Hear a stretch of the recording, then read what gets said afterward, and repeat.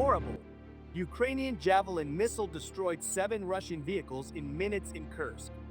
One Ukrainian Marine Corps Javelin missile team destroyed 7 Russian vehicles in 2 days. They were vehicles Russia couldn't afford to lose.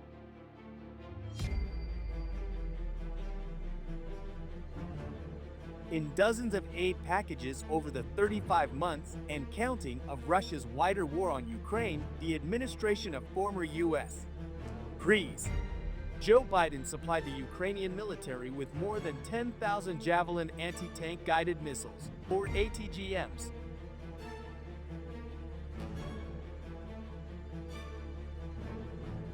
The $200,000 shoulder-fired missile, guided by an infrared seeker over a distance farther than 2 miles, packs a 20-pound warhead that can destroy or at least immobilize any tank. Ukrainian stocks of Javelins peaked in 2022, according to one Russian blogger.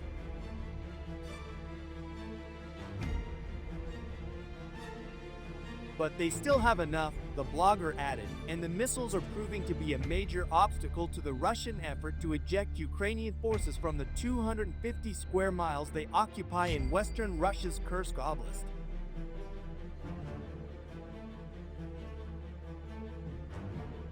The 60,000-strong Russian North Korean force in Kursk tends to attack on foot owing to a growing shortage of modern armored vehicles. But when it does mount a mechanized assault, Ukrainian missile teams armed with javelins are waiting just past the outermost lines of mines and tiny explosive drones. At the front line, our tanks are targeted by ATGMs, the blogger complained.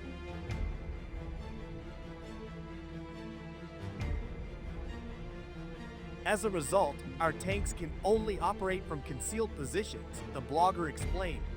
That is, they're all but useless in their intended role, closing with and directly firing on the enemy. The Ukrainian Air Assault Brigade's Javelin teams might be the most notoriously bloodthirsty missileers in Kiev's 800,000-strong military. But in Kursk, the missile shooters also include Marine and Special Operations units.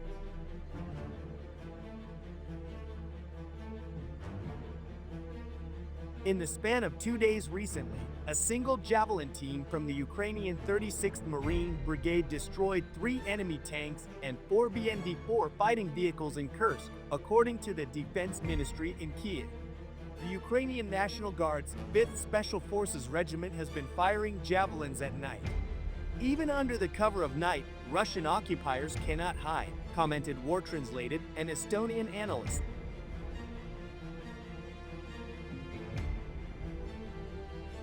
The Russians have their own anti-tank missiles in Kursk, and plenty of them. The only area where we are relatively adequate is with ATGMs, the blogger reported. But with only a few exceptions, the Ukrainians have been on the defensive in Kursk since August. Their vehicles don't have to break cover, approach the front line, and expose themselves to Russian missiles.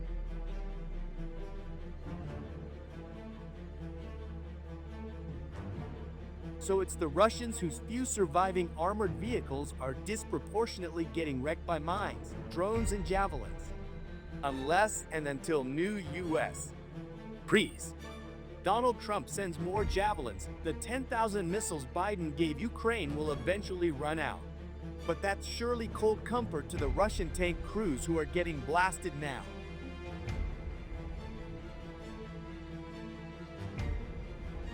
An ex-Danish Leopard 185 tank belonging to a Ukrainian army brigade survived at least 8 hits by Russian first-person view drones before potentially 3 more explosive FPV drones finally finished it off.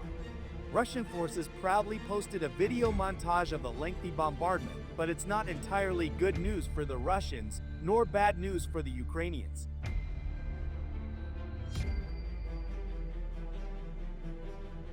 While losing any Leopard 1A5 is painful for Ukrainian forces who waited more than a year to receive significant numbers of the 1980s vintage tanks from a German-Danish-Dutch consortium, that one of the Leopards survived a Russian drone swarm means Ukrainian efforts to up-armor the tanks seem to be working.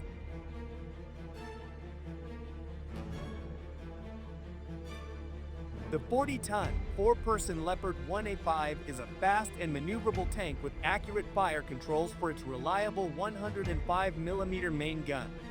Its greatest weakness has always been its thin armor protection. A Leopard 1A5's base armor is just 70mm thick at its thickest. A newer Leopard 2A4 has 4 times as much protection.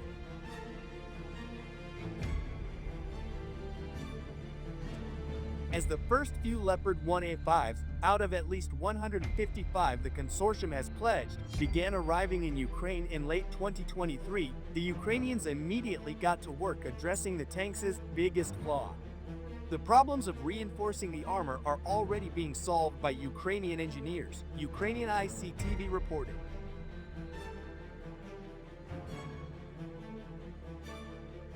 Over the next year, the engineers added layers of explosive reactive armor, which bursts outward when struck in order to deflect incoming rounds. They also bolted on hinged screens covered in netting that can trap FPV drones in the instant before they strike.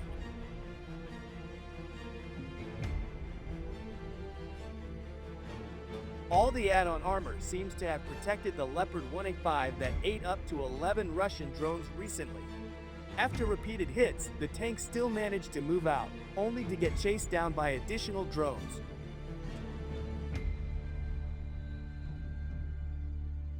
Finally immobilized, the tank was probably a total write-off after the 9th, 10th, or 11th hit.